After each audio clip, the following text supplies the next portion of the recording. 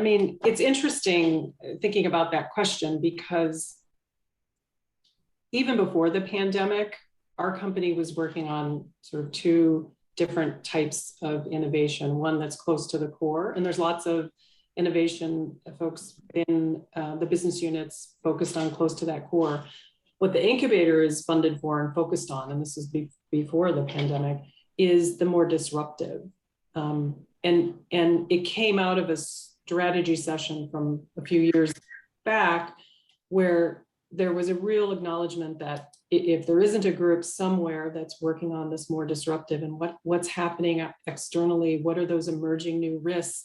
And if we're not investing in building businesses to address those risks, where might we be in the future? So we're a leader in the industry and we want to remain that way. And so the whole purpose of the incubator is to invest in areas of emerging risks, as I said, to ensure we have businesses in the future that address that. And for us, we had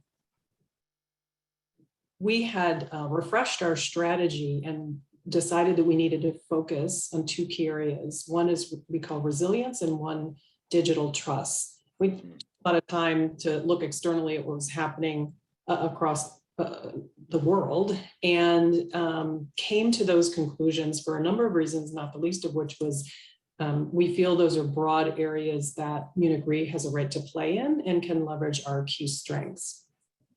And the moment that we had defined resilience was a few months before the pandemic actually hit. And so we were defining it very broadly because we were looking at, you know, all the impacts of climate, deadlier wildfires, more floods, all the impact, but we defined it purposely more broadly to include pandemics and unrest and all of these things. And I remember sitting in the meeting, and this was before the pandemic and all of the